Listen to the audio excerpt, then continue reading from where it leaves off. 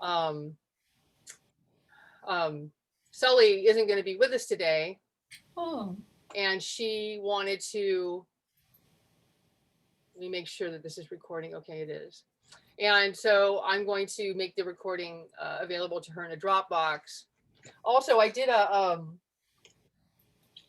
demo with an OSA demo, and you guys probably got an email about it. I mean, they sent out their email. What is it? I forget what they call it. Oh, the wash. Anyway, so they sent out their email, and it was in that. Anyway, I did a demo and we recorded it. So I think that I'm going to check with my husband. I think he put it on a um, YouTube channel for me. So I can probably send you guys that link if you want to see the demo. I would. Yeah. yeah, Yeah. Um, so that's the nice thing about recording. yeah. Yeah. Well, and you can, when you get really good, you can put them on a DVD and sell them. Someday. Yeah. When I get really famous, then I'll be able to sell all those old videos. Oh, Eric Rhodes? Yeah. He does he's marketing painters online, Yeah. selling their DVDs. Well, he's probably, I think he probably had to cancel the plein air that, the expo, the whole plein air convention that he had. Yeah, He had it scheduled last year, and then he rescheduled it for August, like they postponed it. And then I really didn't hear anything because I didn't, I wasn't enrolled, and I don't know whether they had to cancel the whole thing. And that's a huge financial commitment. And I wonder, and I was actually thinking about him this morning, going, I wonder how he's doing. So selling the videos might be one of the few ways that he's keeping afloat. He's I'm on his email list because I watched a bunch of the demos online before I signed up for this class. Yeah. And there's like I'm 4 or 5 email lists, so I'm a little confused about who did what. But he may have gone virtual at that plein air. I'm not sure. They may have, they might, and but they can't charge as much for that. That's true. That is true. So, but they probably had to, do something creative, and I hope that he didn't lose his shirt, because yeah, that's the risk. And so hopefully, but apparently he's still in business. Still kicking. So. I'm still getting emails. Still kicking, still sending out emails. I used to be on his email list, but I'm not now. So I wonder if he, pared it down. You had to say you still wanted to be getting them if you weren't attending the online things, which I haven't been. But yeah, they're helpful. You get little lessons, but they're just beginning lessons, and then you have to buy the DVDs. So right, of course, it's a teaser. Yeah. And he, that's what he does, is he's an advertising guy who loves painting. So, I mean, he's really good. I noticed when I used to get his emails, and I would, kind of go, oh yeah, I'll kind of click on the thing and see what he had to say.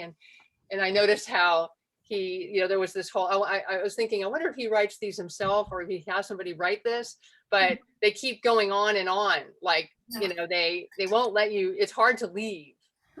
And finally I just go, oh yeah, I don't want to get wrapped up in this sales pitch.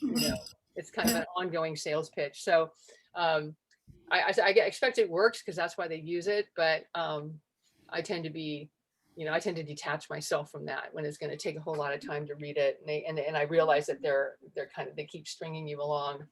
So well, it's a good way to see somebody's teaching style and see if you would like to. You mean do they do sort of a little teaser part of the demo for those demos? Well, they have daily videos and also longer ones that you can sign up for. And usually you get about 45 minutes to an hour of them doing a demo, and then he'll interview them. And that interviews are very interesting, But the demos are important because if I'm going to buy, the DVDs are expensive. If I'm going to buy them, I want to know that the person knows how to convey what I need to know. So and that's interesting. And I might Google him and see if I can sign up, because I'd be interested in seeing some of those, especially if that aspect of things are free. I see that my phone just cut out. Damn it.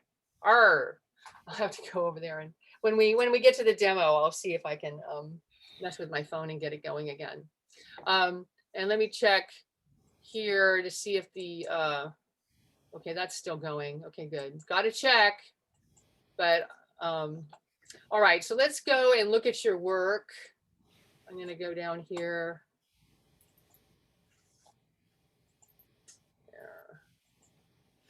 Okay, so this is the photograph I took this morning of my piece. Actually, I'm going to move on to yours, and we'll talk about my piece before I go over and demo. So this is Lynn's piece this morning. And I think that you've corrected your drawing quite a bit here, Lynn. And I think that the jug looks much better. I think you had it so that it was wider up here and narrower down at the bottom. Your ellipse is better. It still looks like it needs maybe a little bit of work. You know, ellipses are very hard. So you're not alone in struggling with the ellipse and maybe dreading the ellipse. Because I couldn't, because of the flowers. Yeah. I couldn't see the left-hand side, and I wasn't very good at making it up. Well, it should be more or less a, yeah, I know, I see what you're saying. And you could, if you want to, you could tackle some of these details in here. And I'm probably going to be refining mine a little bit today, the leaves in here. And I know that they're complex forms, and partly they're there to lend interest to the composition. But yeah, I understand what you're saying. I'm looking here and I can't zoom in on this, can I? It would be nice if I were able to get to see a little bit more closely. I like your lay-in of your apple. I think you've got the idea that I was trying to convey with the initial painting of the apple and of the jug, where you're putting in your rough, you're mixing up your colors and you're putting them in, and you're not being too overly concerned with edges and detail until a little later, which is where I was concerned with edges and detail here, right? You've got some edges in here, but you're still sort of soft, like right in here. And I think you're soft over here. And I like your warm and cool. You've got a little bit of cool right here and warmer here where the light is hitting, you know, and your red. So I think this is a good start in your refining process after your lay-in. I still think that this handle of the jug is popping forward. Maybe you just didn't get to it, because I think it was that way before. You hadn't really addressed this handle of the jug. I think you were probably more concerned now with the drawing. But I like how this is going, and I'm going to be showing you guys today the next step that, well, actually the next step that I will take is a step you've already taken, which I'm going to be refining my jug. I thought that I would be doing more on the apple, but that's just not the right thing for me to do next. I have to go and refine the rest of this before I can make decisions about the edges of the apple and the other values in the apple.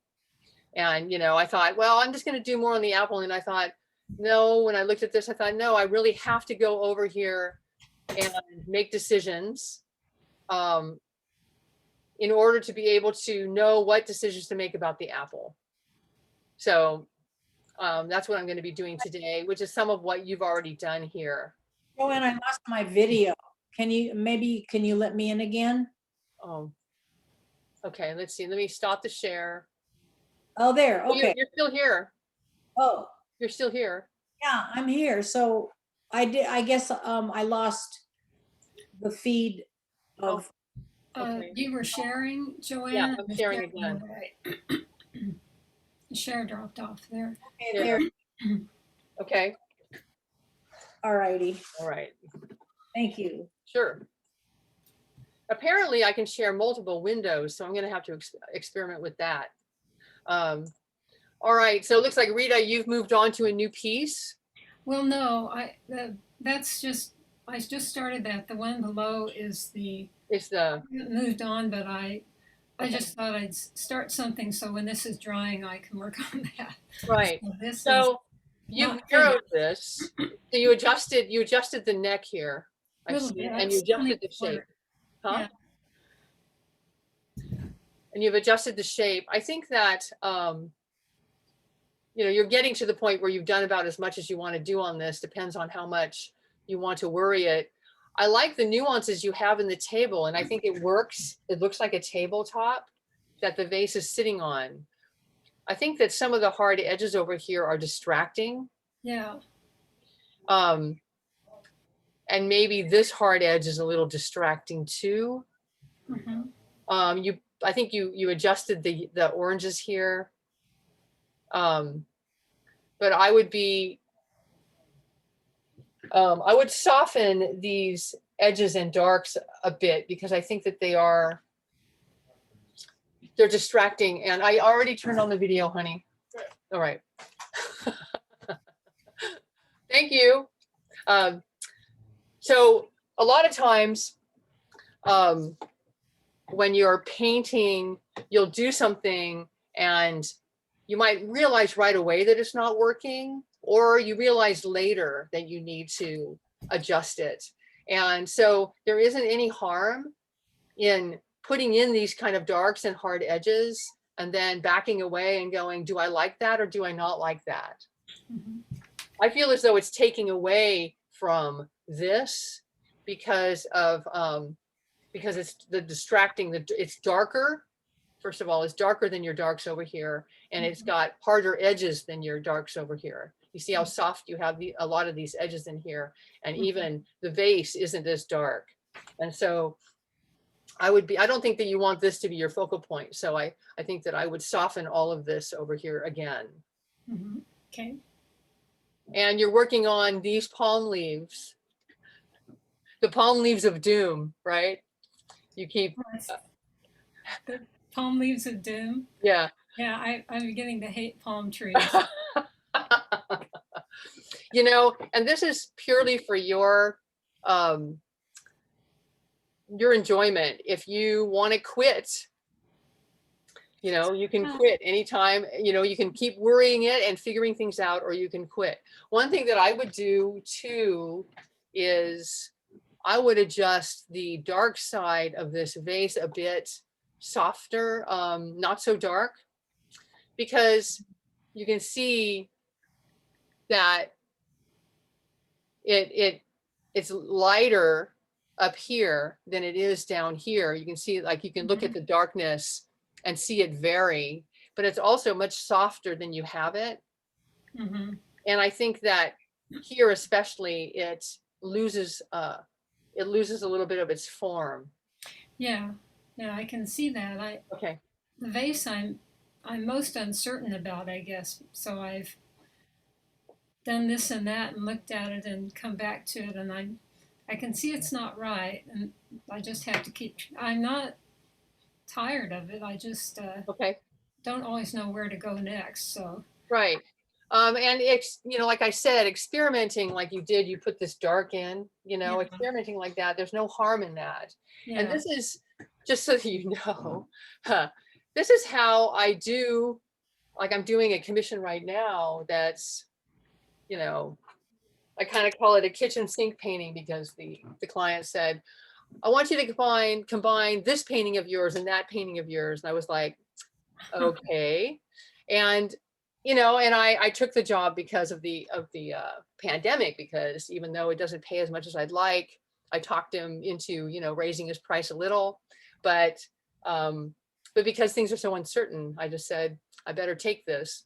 And I'm having to, you know, this is how a lot of my commissions are. I have to feel my way like you're doing, you know, and experiment and, you know, look at something and go, I think that's bothering me, and then do something to change it. And then sometimes I have to do something to change it again. So it's really, I think that, you know, painting is really like this. I think people get the idea from a lot of these demos, like Eric Rhodes demos, where the the artist looks like they know exactly what all the next steps are. And the fact is that that's just not usually the case when you're working on something that, you know, you haven't made sure is within your scope, right? So, you know, if I'm doing a demo, I would like to be successful in front of all these people. And I want to make sure that it's, that I'm not going to have a huge failure if possible. And so I want to make sure this is something that I know a lot of the answers about. But when I'm in my studio and I'm painting and I'm having to learn, then I'm having to experiment and try things and then pull back if I think it's not working. So everything that you're experiencing on this piece, Rita, is really normal flailing. Yeah, that's good to know Yeah. because it makes me feel more like going on instead of thinking, well, just I've started too many paintings and stopped them in the middle, you Right. know. This time I want to go until I am happy with the result, or at least not unhappy. Right. You know, I want to point out one thing about this vase and this line is how it accentuates this negative space. Mm-hmm. And that's not really happening over here, partly because this isn't completely black. Okay, there's stuff in here, right? Mm-hmm. And Yeah. it's more of a black with a little bit of orange in it. Okay. And so it's less stark Mm-hmm. and it's less of a cutout space. We have the feeling that there's something back here. Yeah. And here, this looks now like it's a cutout shape. And then this vase doesn't have as dark of a shadow side. Mm-hmm. And so, you know, if I squint at this versus this, it's not as dark. And so it feels value-wise as though this is all more of a similar value. It's not as dark Yeah. and it doesn't create this cutout shape here. Yeah. That's part of, so what happens is visually for me, that this shape kind of horns into this line and it's capturing my attention too much, Mm-hmm. right? Yeah. So if if we want the viewer to enjoy this work you've done on the table and in the light side of the vase, right? And ultimately, eventually in your palm fronds, we don't want them to get stuck over here going, you know, and they won't know why they're being bugged, right? Mm-hmm. But they might be not experiencing pleasure. Let's put it that way. Yeah. So I think that like this orange is closer to this shadow area than like here you have such a big difference. Yeah. Yeah. So those are my suggestions. So like, you know, we're getting into the realm where, and it's good that we're talking kind of about design, but we're getting into the realm where it's not as obvious a fix. Mm-hmm. And I'm having to talk in these, I'm having to use terminology like, you know, this shape is kind of bulging into that shape and it's bothering me, you know? So, and that's what it comes down to when I'm painting and I think, you know, that's bothering me. What is it that's bothering me? You know, is it too dark, too light, too hard, too soft? You know, are these shapes affecting each other in a way, right? So it becomes intuitive in that way. Yeah, you're putting words into things that I can't say when I look at it. I know something's wrong, but when you talk about it, then I can express it and correct it. But it's like all I know sometimes is it doesn't look right. I don't know why. So Right. thank you. Yeah. Right. Well, that's hopefully part of my job, I hope. Yeah. And I'm more accustomed than you guys are to talking about this stuff. Mm-hmm. And when I talk to another artist, and when I was in school, right, we were talking to each other, but when I talk to another artist, usually I'm able to say things like that and they understand it. I go, that this shape's a problem, right? This, you know, this shape's a problem and the value is too dark. And I think that, you know, over here, it's closer and I'm kind of enjoying this complementary relationship here. Whereas over here, it feels this is too dark and aggressive. And I can talk to another artist that way, and they understand what I mean, like you are. But I think that a lot of people aren't really accustomed to talking like that. They don't necessarily, and there are a lot of people who aren't very visually aware or visually educated, and so they look at you like I've been looked at like, I don't know what I'm talking about quite a bit. If I talk to somebody that way, they go, oh, I don't know, they're just not visually attuned, and they think I'm crazy. So, but this is something that, where artists do talk to each other this way.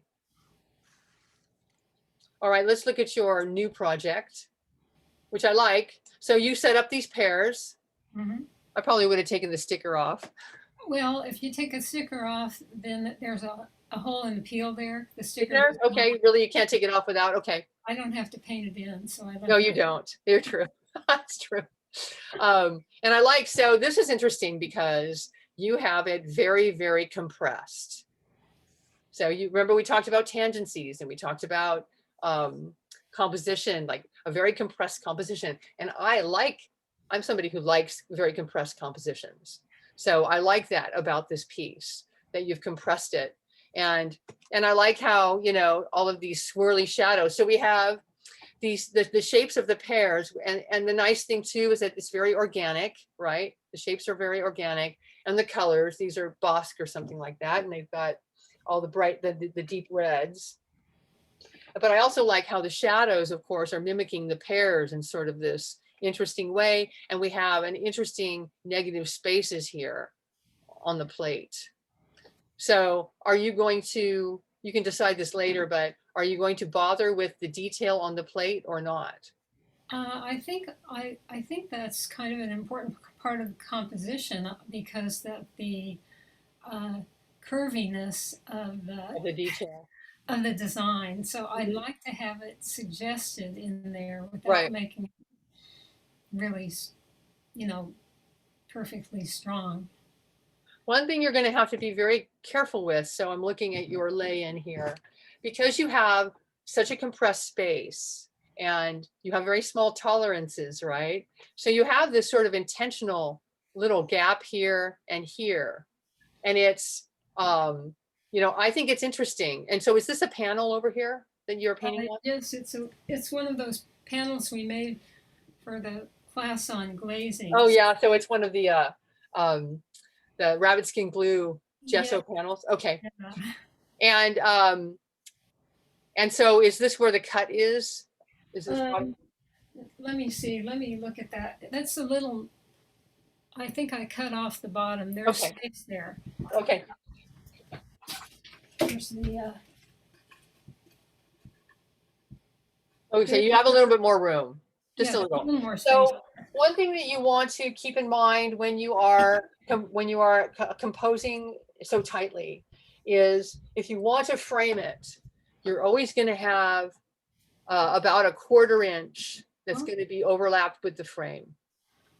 Okay. Okay. Yeah. So just for, and so, you may not frame this. So you might, and it's perfectly valid to take a painting that's on a panel or on a canvas and just lean it up on the bookcase and not frame it at all. All right. Because I have lots of paintings like that I just lean up on the windowsill or the bookcase, and I don't ever frame them. But I just want to say, so for future, so say you were doing a piece for a gallery, unless you have it like gallery wrapped, how gallery wraps in canvas are, where the canvas is wrapped around a 2-inch thick edge of the canvas, and it's not meant to be framed. It's meant to be hung like that. Yeah. And so when you paint a gallery wrapped piece, you usually are painting all the way around the edge, and it's a modern look, and it would be perfectly fine for still life too, a more, like a more modern approach to still life. But so that's where, and you're going to be composing obviously to the edge of your canvas. But with a panel, I'm just bringing it up that when you're composing this tightly, you want to plan whether you're going to have a frame on it or not, because you're going to need that 1/4 inch. And at this point, the 1/4 inch is going to come all the way to your plate edge. So I'm just pointing that out. But I think that you should just carry on with this painting the way it is. Yeah. So you have a little bit down here. And, the thing is that this 1/4 inch is part of the composition, and it's a really important part. Yeah. And I'm looking here, what is, okay, is there a light? Okay. Yeah, there's actually, that's the top of my piano. It's like the perfect surface for photograph. So that's actually the hinge of the lid. I didn't know whether to leave it in or. I would take it out. Would you? Yeah. I would, because I don't know what it is. Okay. And so, and there isn't, you know, and it's not something where I can know really what it is, you know. Okay. So I would take that out and just make this your focal point. And so so with rabbit skin glue, gesso, you probably found that your paint got sucked into the gesso. My paint got what? Like it kind of absorbed into the gesso. But yeah, that rabbit skin glue just sort of, I mean, everything dries up really fast. Right. So usually what we do, which we didn't get a chance to do in that class, is we make a batch of just the glue, and we paint the glue, a coat of the glue down, and that seals it so that it doesn't absorb as much, but it's not going to hurt anything. Basically what you're going to find is after this paint coat dries, you'll be able to paint over that and not have that happen. Yeah. Right. So this is going to be the seal coat, so to speak, but usually we put a seal coat over it. Okay. So you'll be able to paint over this. And that's why this has sort of this transparent look, because you put the paint down and it went and it sucked it up. Right. Yeah. Yeah. So that's fine. You know, I think this is a good beginning. You've kept you've done a Joanne, and you kept your values translucent and light in here, right? So you haven't gotten really heavy and dark initially, and you're going to be building up those values. And you're going to have the challenge of the round plate, like the ellipse in the jug, because it's a man-made object. You'll want to be sure that it looks believably round or oval. So, you know, are you looking at this a little bit from an angle, because this looks like it has a slight oval. Yeah, so it's slightly elliptical. Right, it's slightly elliptical, which isn't any easier. So just pointing that out, you'll have to be paying a lot of attention to that. But I like this. I think this is a good start. Okay. All right, so let's see here. It's 10:30. So I'm going to move over to my, here we go, move over to my easel and get started on this piece. I think I have to, here we go. Oh, and I have to oh, look, my phone came back. Yay. So my phone came back online. All right. So Lynn, you'll probably want to mute yourself so that you guys can look at the easel and at the palette. Oh, and Lynn, if you do a stop video, you'll be able to see just Joanne's pictures. Yeah. So, as I said, I was tempted to just work on the apple and make it all beautiful and you know, take it further, but in order to make decisions about the apple, I have to have more decided here. So I don't know how fabulously interesting this is going to be today, but I'm going to be doing a little bit of what Lynn did, which is make adjustments to my drawing, adjust values over here in the shadow area, and adjust my drawing here. I'm probably going to raise this handle up from how I'm seeing the jug. I'm going to raise that. You know, I'm going to bring in the base a little bit and play around with this ellipse down here, and do really somewhat tedious, things like that. So this is going to be one of those workmanlike sessions that's not so magical. You know, I think that you guys must realize that a lot of demos, it's really theater, right? So it's not necessarily a realistic depiction of what goes on in people's studios or in artists' studios.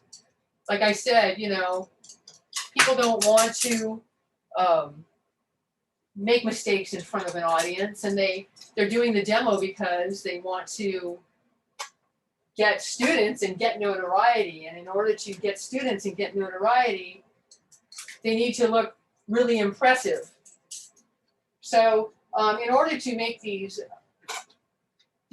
changes, I need brushes that are more attuned to detail. So I don't know if I can show you, I have my, these are mongoose brushes and one sable. So I basically have some mongoose flats, like we talked about last week. And these mongoose flats are relatively new, and they have nice sharp edges so that I can adjust edges on the pot, you know. And that's actually why I'm using these, because if I use a hog bristle like this, I can't really be accurate. This is good for plein air painting, and especially if accuracy isn't the goal. And what you want in plein air is you want like an impression, a light impression, or a portrait impression of light, but you're not necessarily wanting really hard edges. And I'm not wanting hard edges all the time, but I do want to be able to be accurate. Okay, so in order to work on this dry painting, I have to mix color. I have to remix my colors. So you can see that I'm working on, you know, the other half of the palette that I worked on last week. And I continue to use these palettes because I'm cheap and I don't like to waste materials. So I'm mixing a dark neutral with burnt umber and ultramarine blue, and I'm looking at my painting and trying to decide what I want to tackle first. So I've added a little bit of alizarin crimson into this dark, actually kind of a lot of alizarin crimson, because of the color of this shadow area here. I'm going to need to be able to adjust this, this dark edge. So I'm mixing that. And then I'll be mixing the color that I have on the jug so that I can make adjustments to this edge and, you know, this line down here. So here you can see how dark that is. It's pretty dark. I'm going to lighten it a little bit. I just added a little bit of white to it, just a tiny bit. It also makes it more opaque, but it's mostly that I don't want it to be a super dark hole. Although, see, when I look at my setup, this area is the darkest dark, as is this under here. So let's see. Sometimes you just have to try it, and then you make adjustments from there. So that's got a little bit of white in it, and I don't know whether you can see it on camera, but I'm going to go back to my dark. I'm going to go back to my dark neutral, add some alizarin to it. There. Let's see. Put this down. And you're going to see me struggle as much as you guys do with this man-made object to get it to look even and symmetrical. So one of the beauties of plein air painting, and especially impressionist painting, is that if you have an overall texture of, dabs and not being particularly accurate, then it justifies you not having to be accurate about the edge of this jug and stuff. And so you can go on and your whole piece can be loose, basically. That's what we call it, loose. And so that's one of the reasons it's so popular, because it's just not as exacting. And I completely understand that. But interestingly, I'm starting to find that there are people who have a more exacting nature, and like me, and they enjoy figuring out the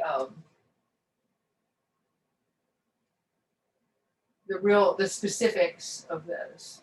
So now I've got this darkness in here, and I'm kind of going, okay, I don't want my jug to look like it's cut out, so I have to pay attention to the values back here. And I put this down, it's a little too cool. I'm going to warm it up. But you'll find that for me, as well as for you guys, this is a search in here. A search for the right value, a search for the right color.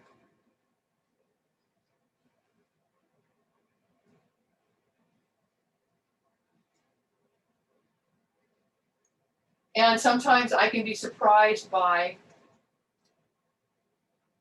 something where I think the solution is one thing and it turns out to be something completely different.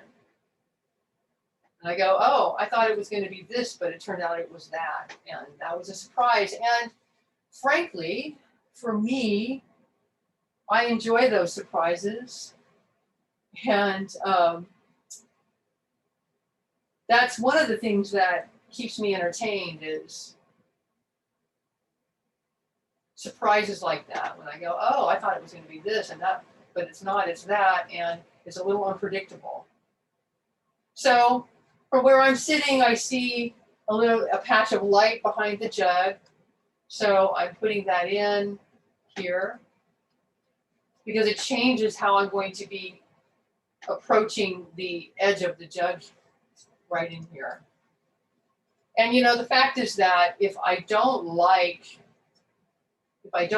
this light back here, if I feel like it's distracting, then I'll take it out and I'll just make it the shadow area. I'll just make an executive decision. I've done that. So now I feel like it's too intense, so I'm adding too much white. Okay, I added too much white, but I want to soften it. I want it to be a little bit neutralized, like it is, like I have it up here. So I need some more cadmium red. I'm putting in a little bit of my dark mixture, this dark neutral here, and searching for the right color. And I'm softening it here because I don't want a hard edge back there.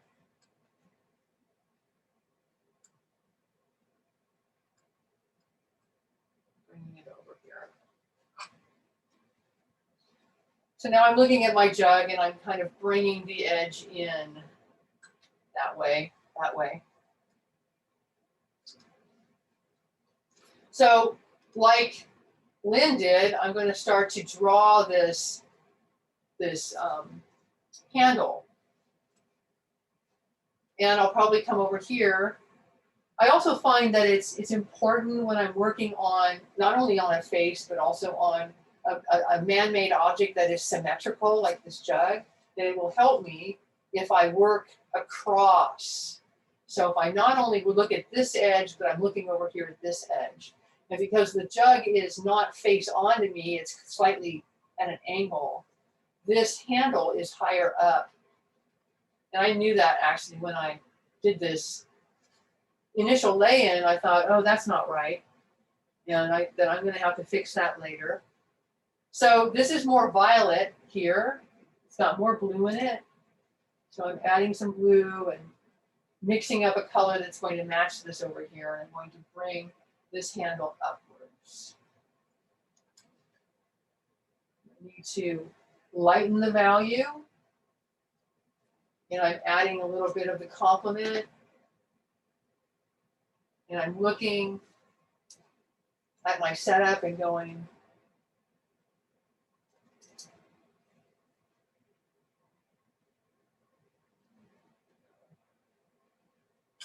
looking at my jug, trying to get it more symmetrical. And, you know, this is definitely the tedious aspect of painting. And I think that there are lots of people who aren't really cut out for this. So I got this too high. I'm like, oh, wait, I thought it was coming up that high, but it's not.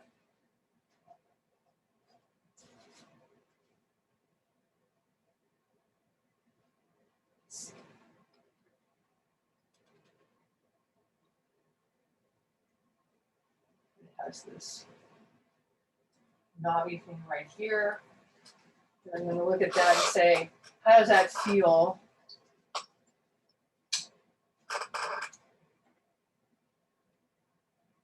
So a lot of times I will have two brushes, and I do this also when I do plein air painting. I'll have one color on one brush and then another color on the other brush so that I don't have to wash my brush. You know, if I'm working a line like this, I want to have a little bit of the light color when I make this light mixture. I want to have that on one brush and then this color on the other brush so that I'm not constantly using one brush and washing my brush out all the time. I find that it can be really helpful just to work two brushes that are similar size and similar type. So that's something that I do a lot of. So where I want to go here, I'm looking at, you know, again, on the drawing aspect of it, I'm looking at this ellipse down here. You know, we have an ellipse up here and we have an ellipse down here. And, you know, as I come back to my painting, I find that things have shifted, right? Because it's been a week, the apple's been in the fridge, the cats have been really making very free with my still life setup. So I come back, and then also, you know, I'll set the lamp back up, and it's shifted. It's not exactly the same. So things are different from how they were, you know, a week ago. And I have to decide, am I going to make changes here? Am I going to adjust my setup? Or am I going to make changes on my painting? Am I going to sort of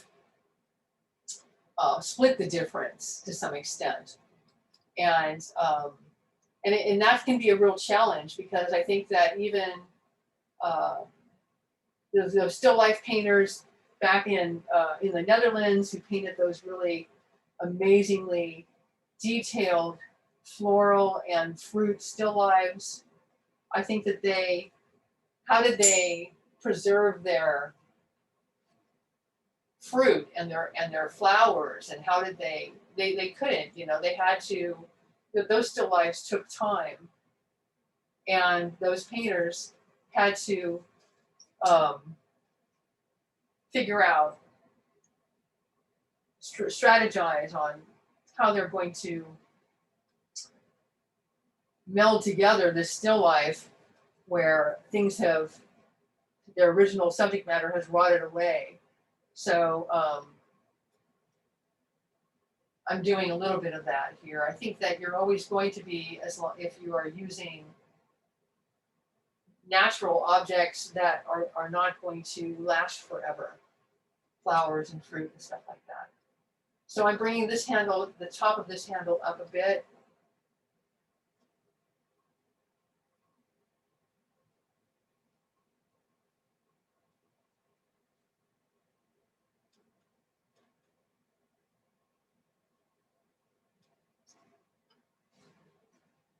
And then I'll have to deal with this negative space in here, which I really, up until now, I really haven't addressed the negative space very much.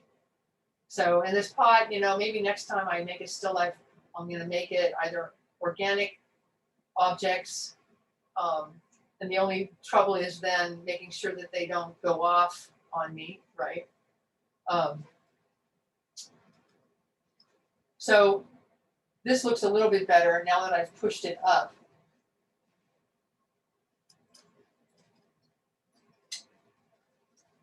So now I want to address the bottom of this, and I've got more of a shadow down here than I did before, but I'm just going to go ahead and, since I'm repainting this down here, I'm going to go ahead and put more of this shadow in.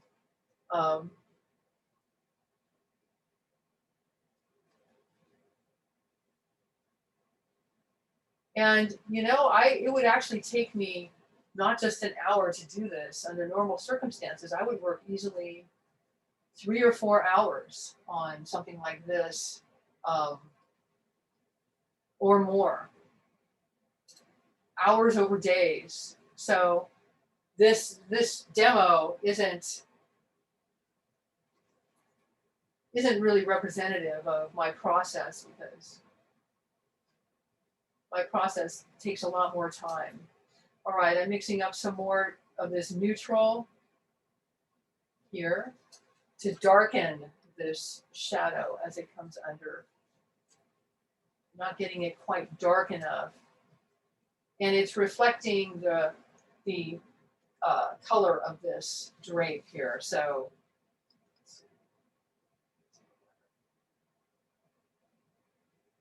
and I'm drawing just like in my portrait class. I'm drawing and sort of mapping out with my paint. This comes down, more this. So after this class, you guys will look at those still lives of the Dutch masters, and even modern still lives where people are painting a jug. And you go, wow, they really got that jug so that it looks correct. That is something.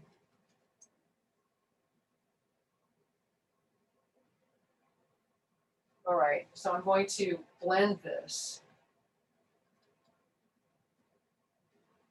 And I have to stop and mix color, so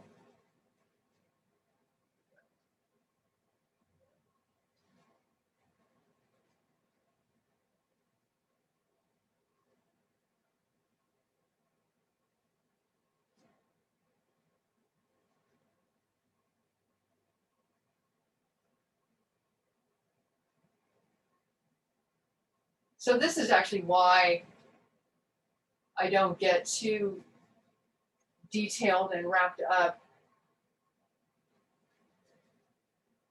when I'm doing the lay-in, because, or with a drawing, when I'm doing the lay-in, because I'm going to have to repaint and readjust. Let's see.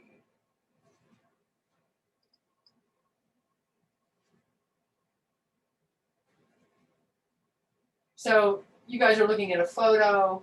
My still life might have started to deviate from the photo that you have.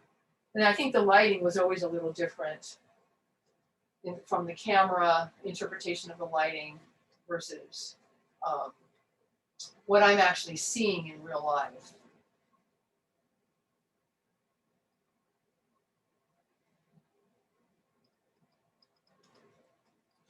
So you guys know I use my finger a lot if I want to smooth out an area.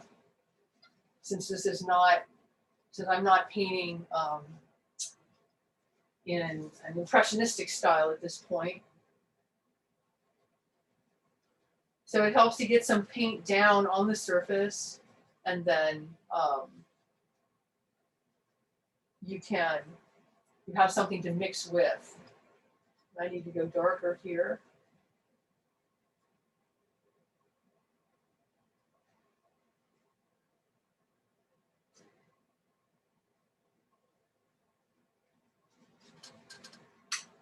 And I'll pull paint up with my finger too.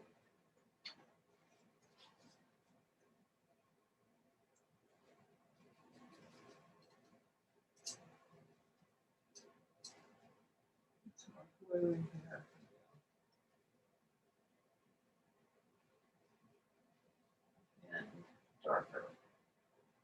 So this is where I can employ a glaze later and I'll probably show you guys how to do that. I get this to where I want it in terms of the softness of the turn of this jug. And then if I want to darken that later on, I can darken it using glazes.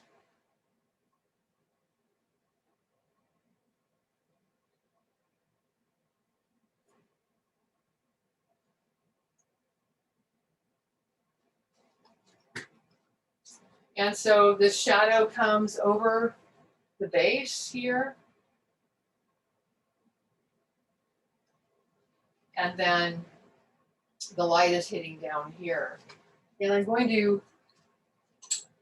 make that a little bit more defined here.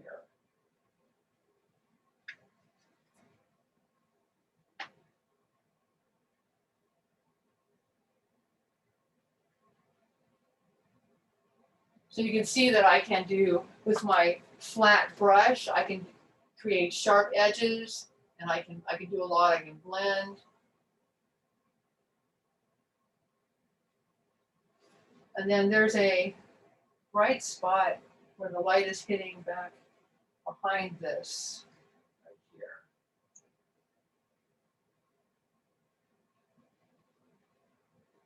Like this.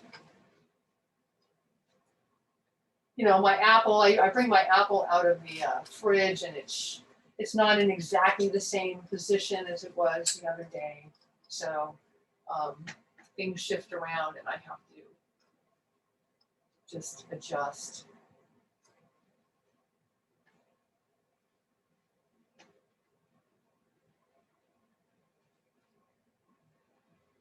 So one of the advantages of dry paint is that I can use some solvent, and I can kind of sculpt the paint, sculpt a line if I want to. And I'm going to take some of my medium, I have some Gal Kit in this little medium cup, and I'm going to use it to bring up my paint is a little sunken in, it's gotten dry. So I want to see the actual value of what I painted the other day, right?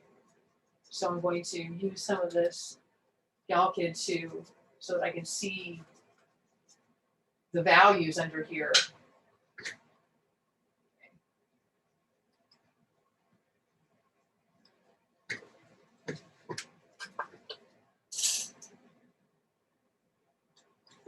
So it took me a little bit of time to get paint on the surface that I could push around and do kind of a combination of opaque paint with when I want to, I show what's underneath when it's working for me.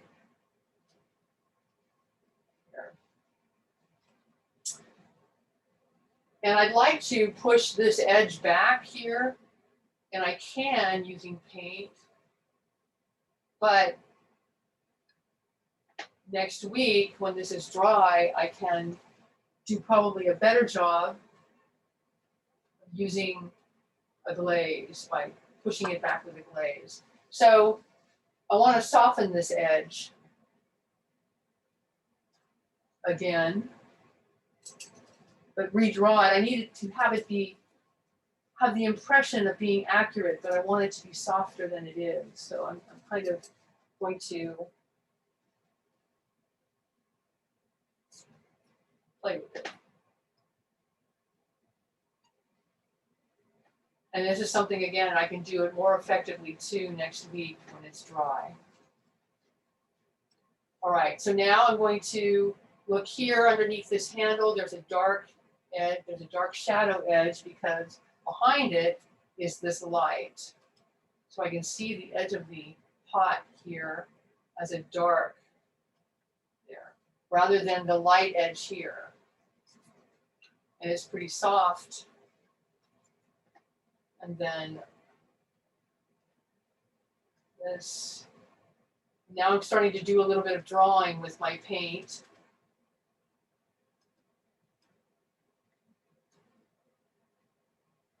Bring in this little curly Q here. Now I can start to see how this curly Q comes around. I'm thinking, why in the world did I choose a pot that has curly Qs? But it's done. Down here. So this pot has a dark, this handle has a dark edge to it, and sort of sculpted. So I'm going to draw this a little bit and try to figure out.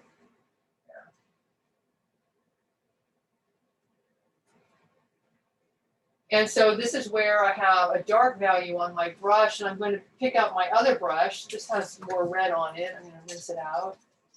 And I'm going to mix a color that represents the lighter part of this. I can also use the solvent to sort of sculpt what I've already put down.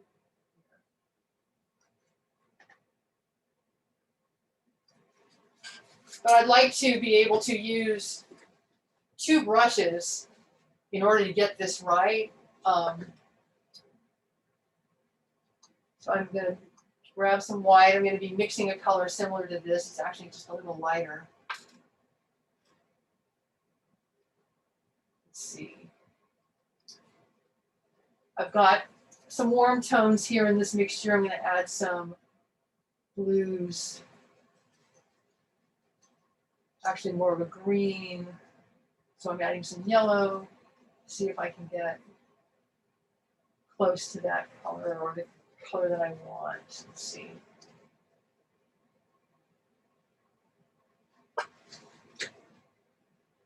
I think it needs to be darker.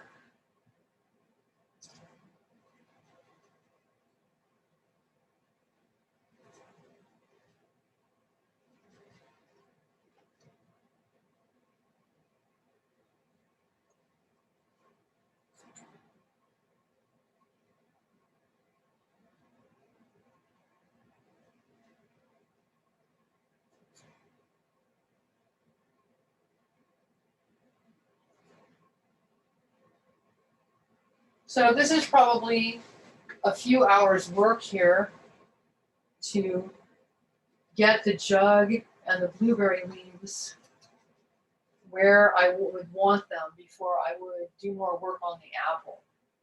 I'm going to move this edge over here. Too light.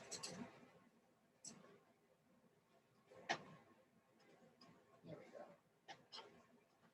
Kind of sitting back and having a look at my drawing here. I don't really want to belabor these too much because I want to get into this negative space here. Let's see.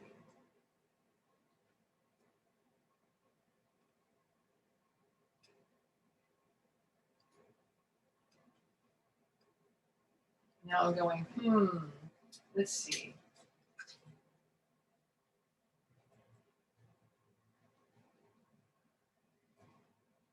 This comes out.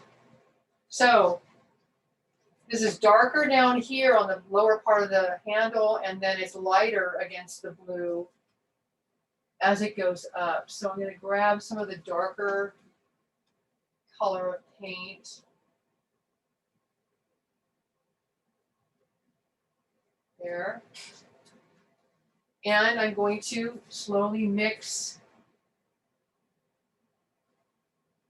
lighter values.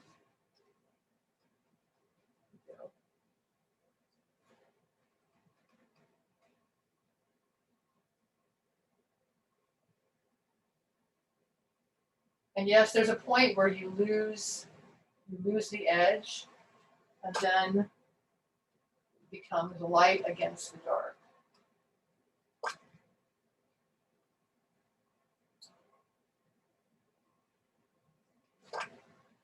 To lighten this a little bit more.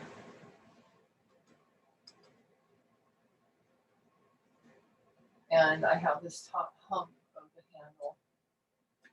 I'm just sitting back here for a second going, And you can see there are, well, you can't see, I can see, haha. In my real still life here, there are little highlights. There's a bright highlight here. I can actually put it in with my little sable brush. Warm up this white a little bit though. White's a little too cool. So like there's a highlight here on the hump of this. I can just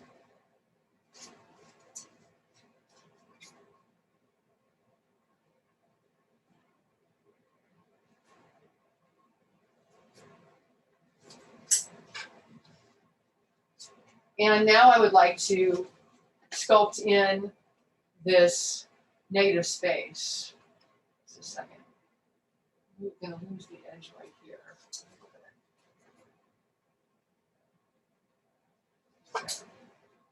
So I have to rinse a brush to do that. I'm rinsing out and I want to put in maybe some of this blue color in here.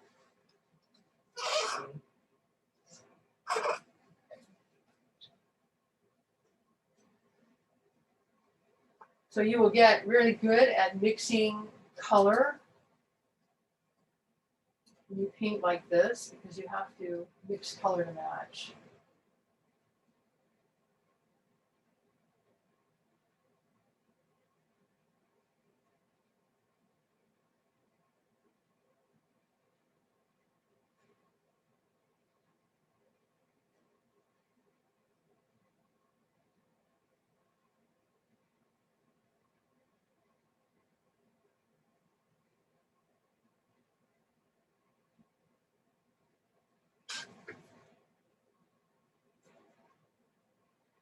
Let's see if I've got. I also would like to soften this. You know, I'm going to have to play around some more with this edge here. You can see that like this is too hard. I need a softer transition. Let's see what I have on this brush.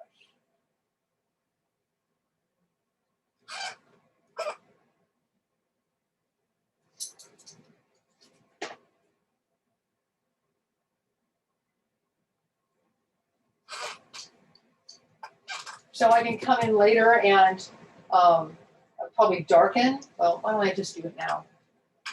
Don't come in later. Do it now, Joanne. Okay. I'm going to mix up another dark because I've been using my pile of dark to neutralize colors, and so I sort of have to keep remixing it. I'm making this cooler because we're in this blue area. Let's see, more blue. I want to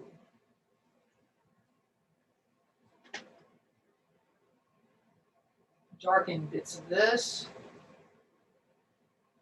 So I'm not seeing this shape as, it is a negative space. I see it as that, but I'm not going to make it uniform. Certainly part of the reason is because what's behind it is wrinkled, and so there are darks and lights behind it. Part of it is that, but part of it is also that I want to avoid the making it look as though it's a cutout.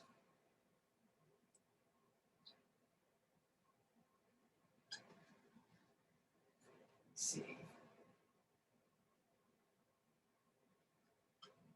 Taking down a little bit. I had too wide here. There's another dark here, and my blueberry has shifted. My blueberry leaves have shifted. You know, so again, I have to adjust. I have to adjust what I'm doing.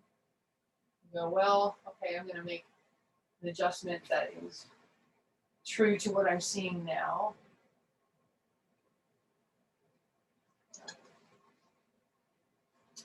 So I would soften this line. It's a little too hard. It's popping out as a line visually, and I don't want it to do that. I want it to look like an edge. So I want to soften this just a little. That's better. So now I'm looking at this neck. I have to repaint it because of the blueberry.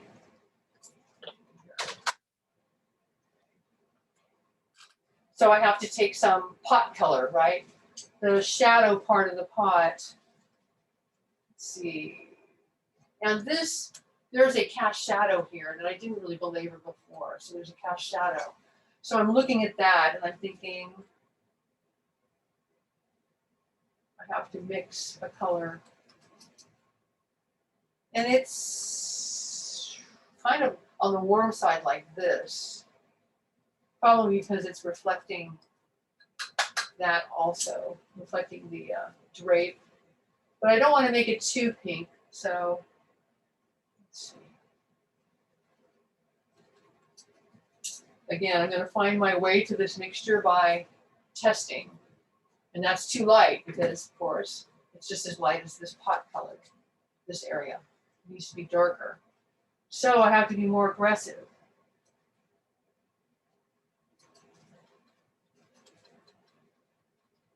Okay.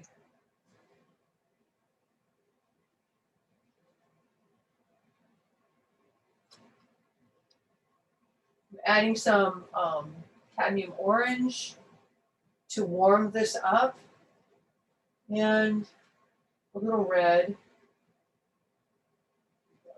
Let's see, I'm closer now. Closer.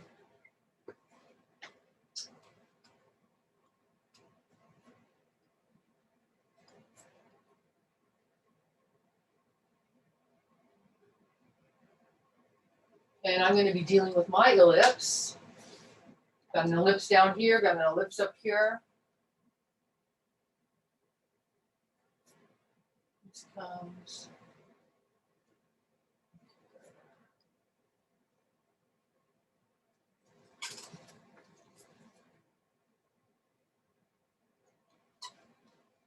So I want to be really attentive to this cast shadow line here. And I'm going to probably swoop this edge a little bit more. I'm going to make an adjustment. Just a second. I'm going to look here for a second.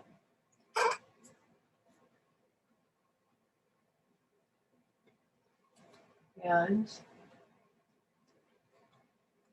try to make sure that I've got the line that I want for the pot. Let me see. And I think that I have it a little too warm, but let's see. And I have this blue too dark. So I'm going to modify this a little bit. That's a little better. Softening this edge. I want the edge to be there, but I want us to be able to perceive it, but I want it to be soft so that it recedes.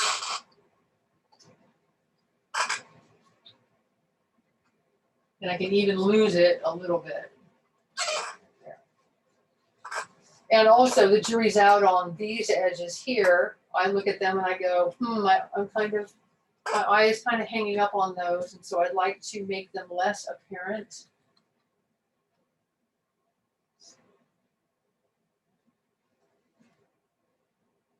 All right, let's see.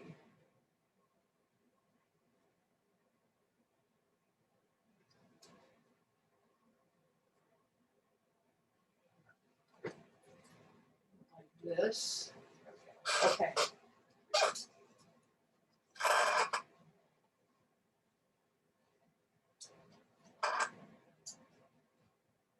So I had a highlight here,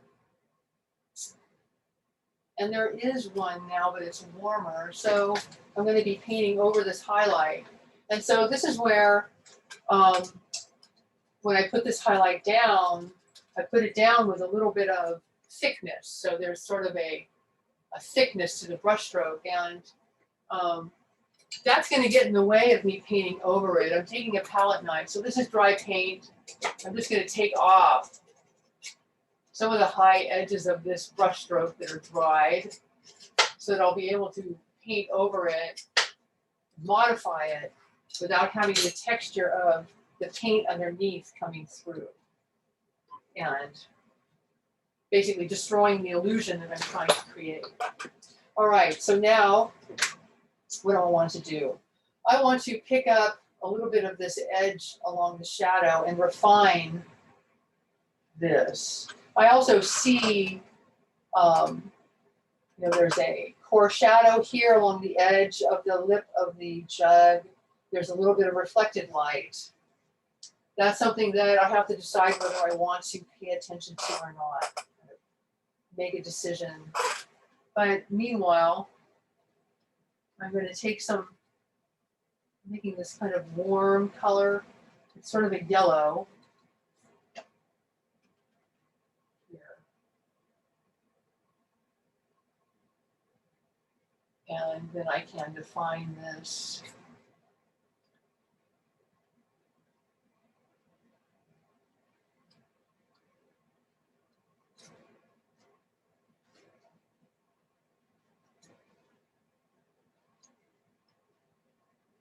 And I am going to ignore the details on the jug because I don't want to get deeply into that right now. So I have to sort of, fake what I'm seeing.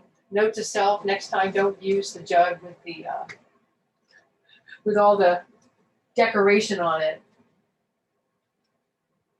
So there's some coolness here.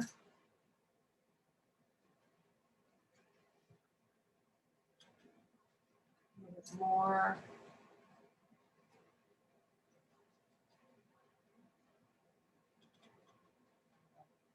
As this jug, as it turns downward, there's coolness. And then there's also this cast shadow of the apple, which I already put some of this in right here. I'm going to add to it because I have multiple light sources in this room. And so there's more than one cast shadow.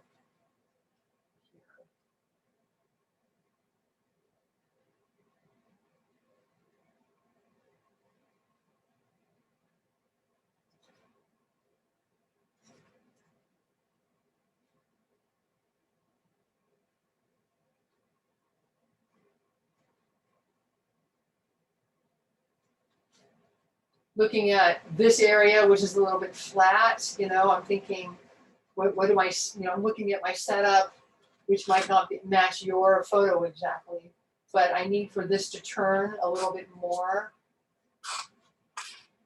So I'm going, let's see, I'm seeing some core shadow. Oh, wow, I have this dark one here. Oh, I don't want all that. There. Let's see.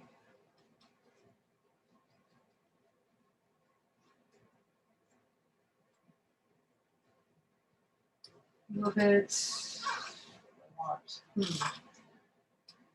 Adding some alizarin to this mixture. Here. So I'm painting over dry paint here. And smooth that out.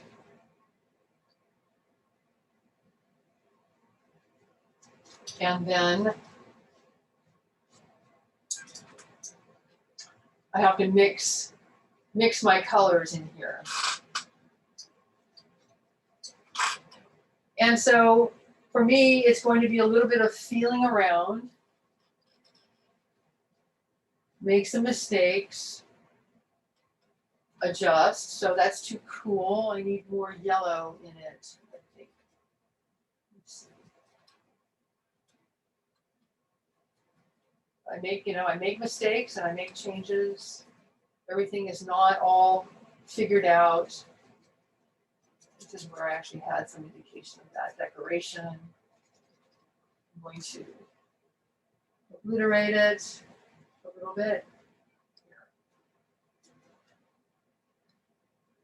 It can take a couple passes to obliterate something in this type of painting because I'm usually not using really thick paint. So sometimes something will show through here.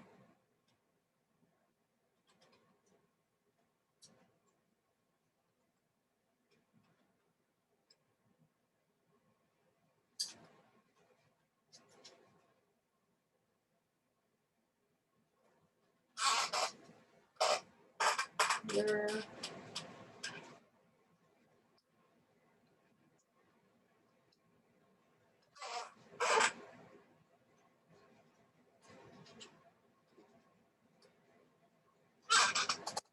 Now I'm looking at this light area, and again, I had put a cool along this edge to push that edge back. And then I had warmer in here. And I'm going to cover some of this highlight. I'm just going to paint over that. With my highlight now, I'm seeing it more like here.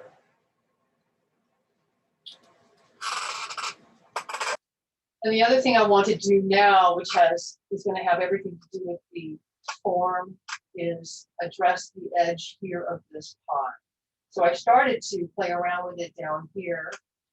I'm looking at the handle. I'm going, okay, I need to draw this handle like I did over here. I'm going to, that's,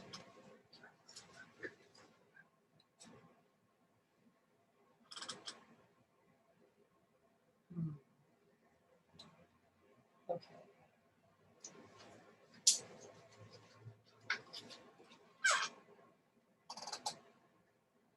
So I'm looking at these two knobby things, and I'm looking at this curly Q and the top of the handles and how they sit in space in a perspective sense.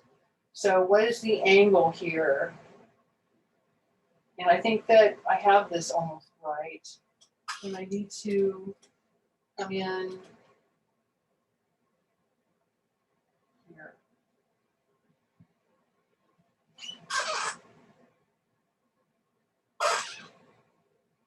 Even more.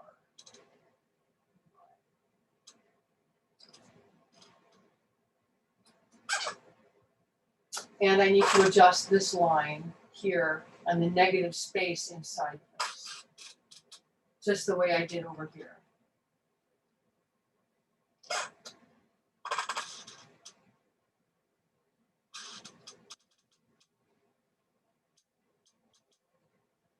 Bring that over. Now I'm looking at this curly Q here and that relationship. So I need to move the curly Q, I think, up.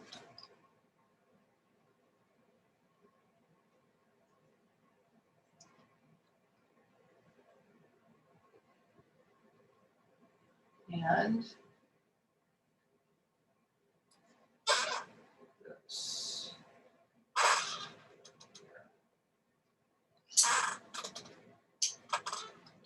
Kind of, I think I need to move it inward toward the inside of the pot, kind of popped too far out. Bring that in.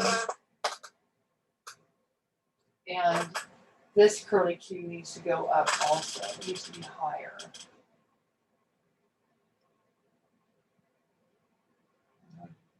This is going to be up also. So I had to adjust my drawing considerably here. I'm looking at it now going, So I'm working two brushes now. I have this negative space color, which actually I made maybe too violet. It needs to be more blue. And then I have a color that's sort of like the light area here. So I can make adjustments by switching brushes without having to clean my brush so often, which just starts to really wear on me, And also it allows me to preserve my pile of paint that I'm working from because I'm not constantly washing it off. again, try to get this drawing to work with this other handle. And I do want this edge to be soft. So right now I have a hard edge and it's destroying the sense of form that I want to develop. But so I'm going to soften this.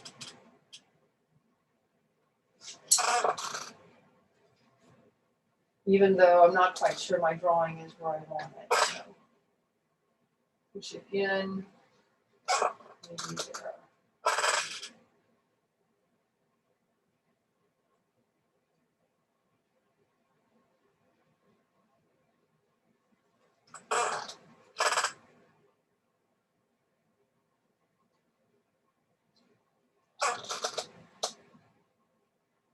Let's see. So now I have to look at my ellipse and how it is coming and interacting with like the negative space inside here. And I do think that this jug sort of has a prominent lip. Maybe makes it a little bit challenging, more challenging than usual. And I would normally get up and step away to check my work. Let's see. Because I think that, well, this is still too popped out. So getting up and stepping away to check your work is always important. I'm mixing up some more background blue color here so that I can make adjustments to the outside of this. Whoops. See if I have something approximating my color. So not all demos are exciting. This has been, Joanne adjusting her drawing and dealing with the noodly part of the man-made object, the noodly maddening part.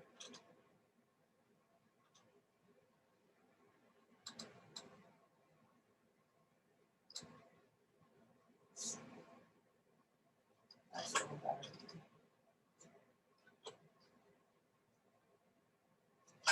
And so right now I feel as though this jug, this handle is popping toward me as I've been struggling with the drawing of it. So I'm going to also, like, this inside part of the handle is actually in shadow, but it looks warm because it's reflecting. What it's reflecting is this side of the pot and the apple, so it's reflecting warm things. Even though it's darker in value, it's warm. So let me see if I can reflect that in my painting.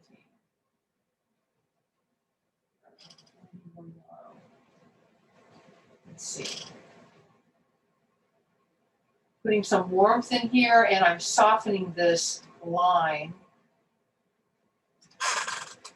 And then there are blues down here in the curly Q.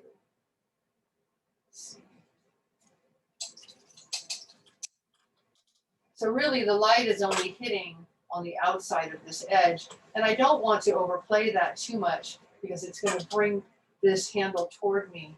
And I don't really want that. I want it to sit back. So I'm making some greenish blues here. Maybe that'll work. Let's see. Yeah, I need darker. We need darker. Maybe that'll work.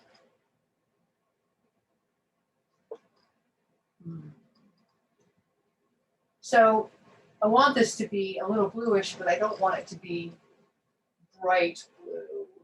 There, I kind of dirtied it up a little bit with some brown. It's not too blue. Edge here, And then there's this curly Q. And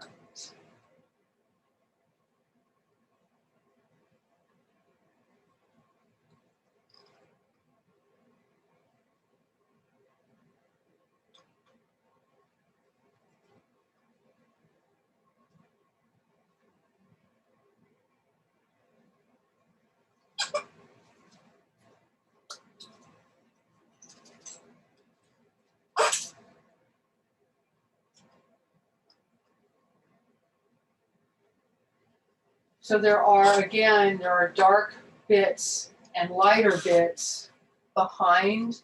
And so in this negative space, I want to not have it be one uniform color so that it looks like a cutout, but I want it to be rather, I want to observe where there are harder edges and softer edges. And that's what's going to make it have the illusion of being three-dimensional and being not a cutout.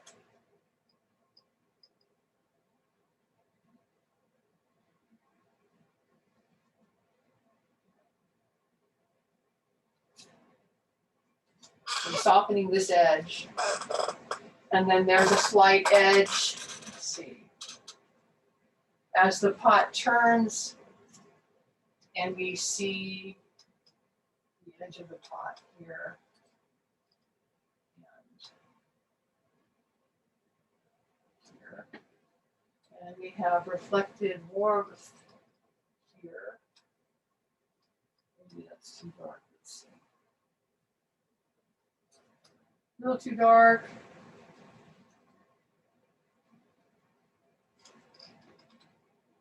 So this spot here is reflecting these yellows from the apple. So I'm going to actually beef up my yellows. See if I can't.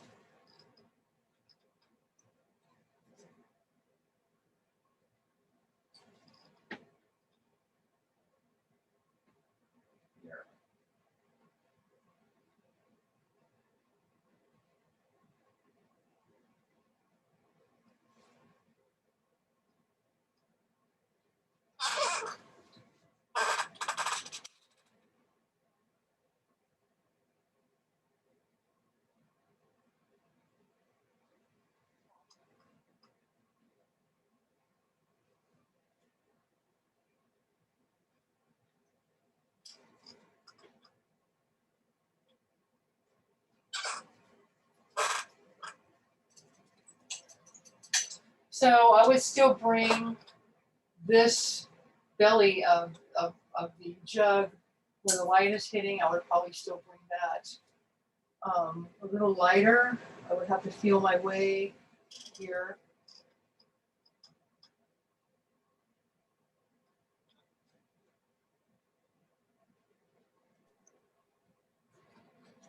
So I don't have the ability with my paint to reflect exactly what I see, because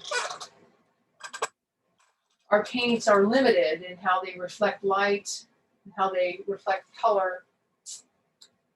And we see, our eyes are really pretty phenomenal, and we see much more, whoops, way too cool, right? Woohoo. We see many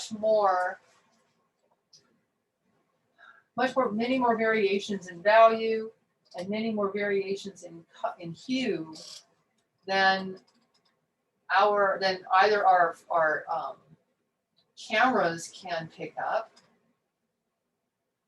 or our paint can express. And so we always have to keep in mind the limitations of our paint and make decisions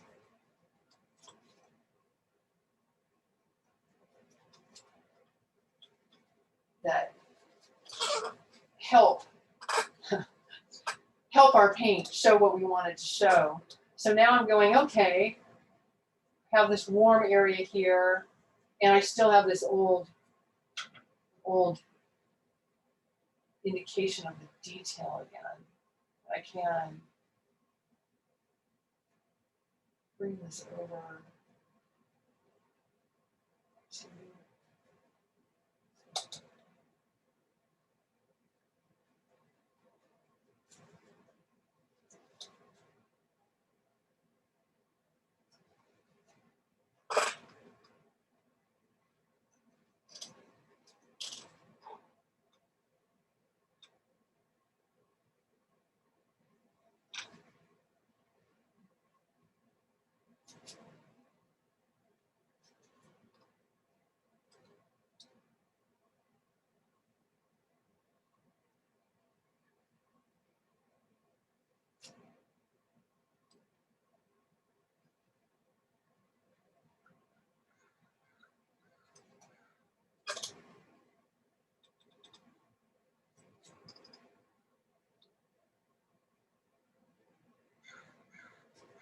So I'm starting to put in some highlights that are going to make it look as though there's a light shining on this. And it's a little difficult for all of us because of the detail on the pot, which is picking up highlights. So I have to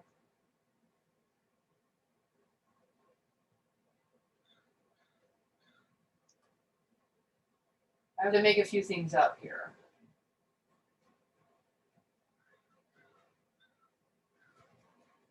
All right. So I've brought this part of the pot further along, and I would step back and check my work. This might have to go up more. So it's getting to be closer to where the apple is in terms of development. And I would still need to do this here and bring that to where the apple is in terms of development.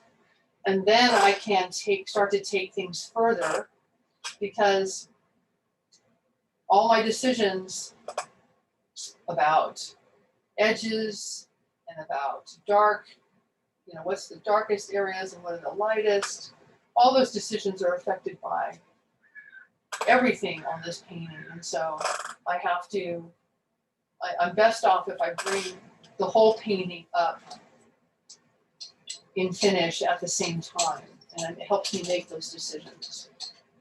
All right. Whoops. Too small of a studio. Okay.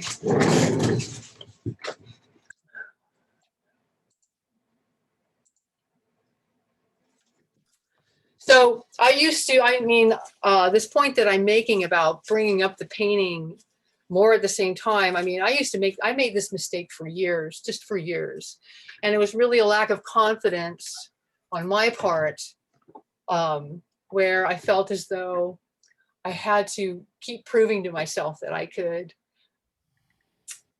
render an object that I'm painting, or whatever painting I'm making, that I would take part of it and I would bring it to a place of real finish. Then I would have to match that in all the rest of the painting.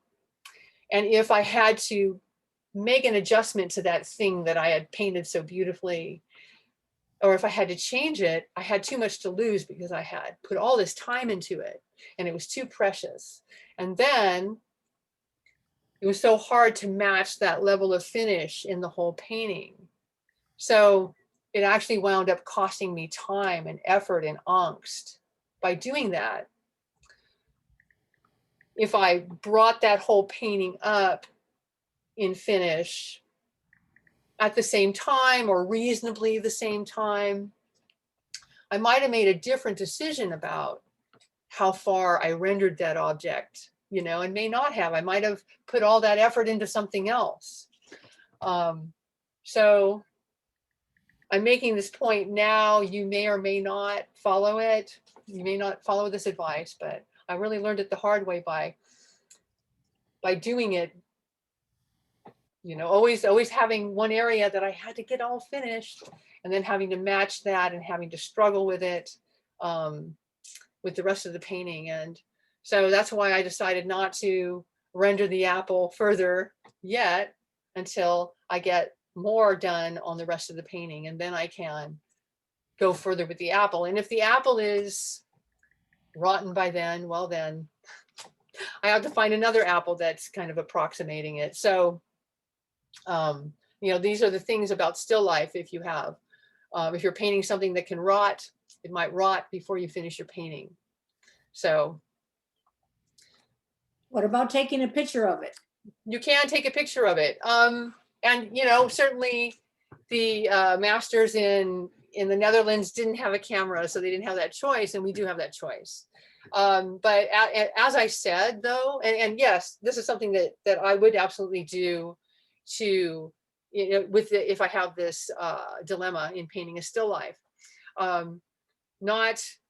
But I did make the point that a photo only shows so much, and painting from life,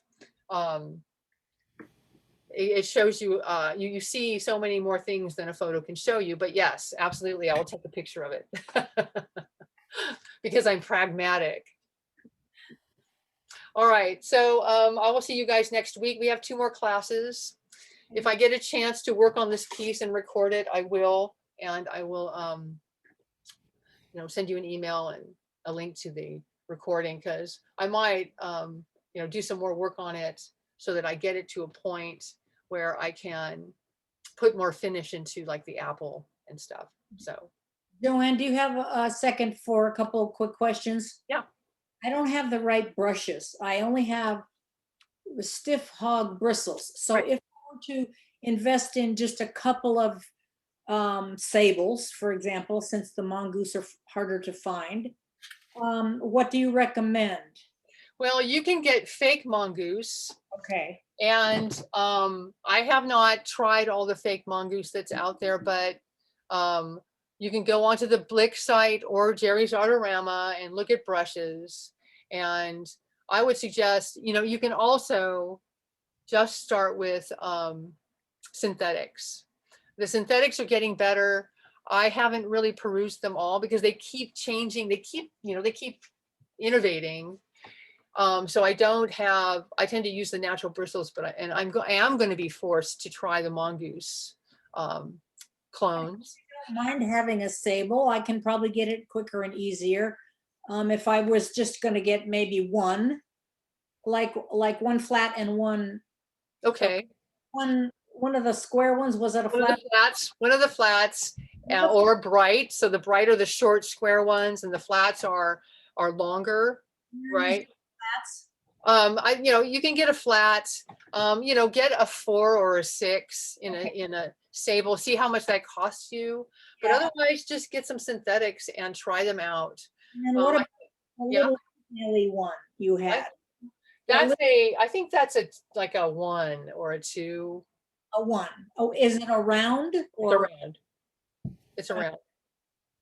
And those aren't that expensive, so you should get that in sable.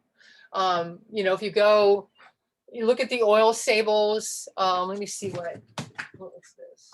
I can look. This is trying to read this. I think it says it's a Renaissance. That's a Renaissance silver #2. So this is actually quite a nice brush. But they're not, I don't know that they're more than $10. And this is also a Renaissance. I think I got these on sale. Okay, I'm willing to get a couple just to get a couple. But certainly also try the synthetics. Okay. I have some synthetics and I was using them over the week, but they were so floppy and floppy is not good. So you need the spring. Yeah, they weren't working. So then my other quick question is, and maybe this isn't a quick answer, so just tell me if you can't answer. But you talked about that you like to do your lay-ins or use your paint more transparently. Now, does that have to do with glazing, or do I just add some Galcid to my paint, or how do I, because I'm noticing that when I'm watching you paint and then I look at mine, mine is like opaque and stiff, and yours is more sort of different. You can add a combination of solvent to liquefy it, plus a medium like Galkid or linseed oil. You know, when we paint from the model, I use linseed oil because I'm not worried about it drying fast. And that makes the paint flow more, and it can make it transparent. It really depends upon, well, it'll make it any of the paints transparent to a certain degree. Well, you know, watching you mixing on your palette and going on to your painting, is that what you were doing to make the paint the way it was? I mix it on my palette, and I also, you've seen me mix it on the painting, right? You've seen me put the color down and, oh, that's not right, put something else down and smush them together with my finger. And so I do both. I mix it on my palette, but I also mix it on the painting. You'll just want to experiment. It's really going to come with experimentation, and you'll find, like, you're taking this class from me, you're being introduced to some new ways of working with paint. You'll take another class from somebody else, and you might find that you don't like to work with paint the way I do, and you want to do it the way this other person does, and that just comes naturally to you and it feels right. But it's going to be by experimenting with it that you'll find. I do want to try to make my paint not as opaque as it is, and so I just wondered how you mix it, or maybe that Oh, sorry, I have a tickle here.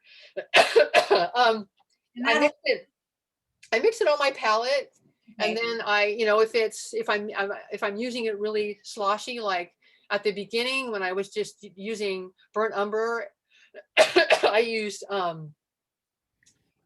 mostly used just solvent. Okay. And for the very beginning drawing that I did, and I just used burnt umber, I mostly just used solvent. Okay. Sorry. And the stage for today, what stuff is all the little circles that you were mixing on your palette, were they mixed with anything? Mostly with, I used some Galkid and some solvent, so kind of a combination. The Galkid is activated by the solvent, so you do want to have some solvent in there. So I didn't feel as though your painting was too opaque. Okay. That wasn't the feeling I got with your painting. And in fact, I probably wouldn't normally, I mean, this is how I paint. A lot of people paint with more opaque paint. That's the experience you've already had. So this is a new idea for you, right? So, you know, experiment with it. But that, you know, basically I'm doing both. I'm mixing it on my palette, and I'm also mixing it on my painting. And I'm using both solvent and a medium, right? The medium is more viscous than the solvent. The problem with using only solvent is that then the paint starts to get too transparent and too weak of a layer, right? So if you only use solvent, Rita, did you leave? I think Rita left us. Oh, so, okay. I'm a little behind, so I'm sorry.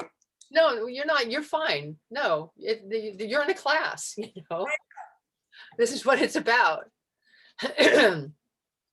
So you will, you know, you'll be experimenting on future paintings, and you know, you're welcome to start another still life like Rita did. You know, she just went ahead and started another still life and experiment with the thickness of the paint. Okay. Yeah, that's but what it's going to take is you'll be doing more paintings in this class and in other classes, and then you'll be going, oh, I don't like how this is working, right? Or I really like how this is working. And you'll discover things. Yeah, I think in the year that I've been doing this, I always stop at a certain point where there's still lots I could have done, but you know, I stop because I think I don't know how, or it starts getting too tedious. So yes. You know, it's going to be, there are plenty of people who do very loose paintings and do not bring them to a degree of finish. That may wind up being what you enjoy doing. But you're only going to find out by making experimenting and making mistakes. And No, going, I like this. yeah. So you'll find out, as you gain more skills and you push your degree of finish further, you'll start to, decide if you like that or if you prefer things. And you might have one part of the painting be really finished and other parts of the painting be less. That's what I do. So that's why it's important if you bring the painting up in terms of its resolution, more or less all at once, right?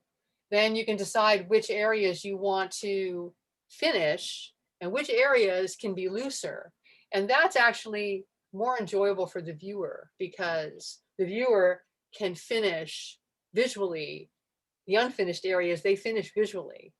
And if you finish every little thing, it's tiresome, not only for you, maybe some artists will do that and they enjoy that. It's tiresome for me, but it's also, it just feels too busy and too much work, and there's too many blades of grass and too many leaves, and it's just like, oh God, No skills yet either.